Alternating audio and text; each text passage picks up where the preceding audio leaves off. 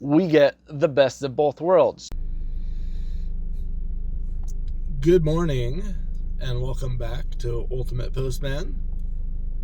If you were to leave for work with me every morning, you would be leaving between about 7:50 to 8 a.m. Any later than 8 a.m. and you run the risk of being late. It should be 7 a.m. right now, but thanks to the time change, we had to move the clocks 1 hour forward, and it's 8 a.m. I have a simple solution for this.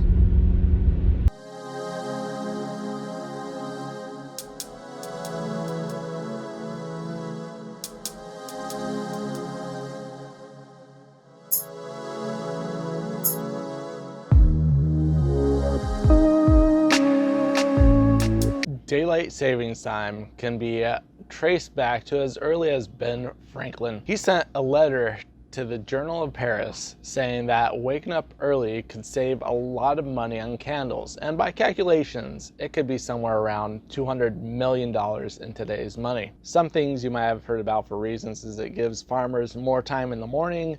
During the summer, people like to stay up later and party, so they have that extra hour of light at night. This is the map of the world. Daylight savings time and standard time is not a thing everywhere. You have places like Russia that switched to daylight savings time permanently, but they didn't like it in the winter, so they switched back to standard. Other areas around the world have moved from a permanent standard time to a permanent daylight savings time. You can see that though most of the world currently uses it or has used it in the past, there's a lot of places in the world that do not use daylight savings time at all. No matter what you think, daylight savings time does not actually change the time the sun comes up and the sun goes down. It just changes our perceived perception of when the sun comes up and the sun goes down. Daylight savings time, and in turn going back to standard time twice a year, causes car accidents, people to be late to work, people to be extremely early to work.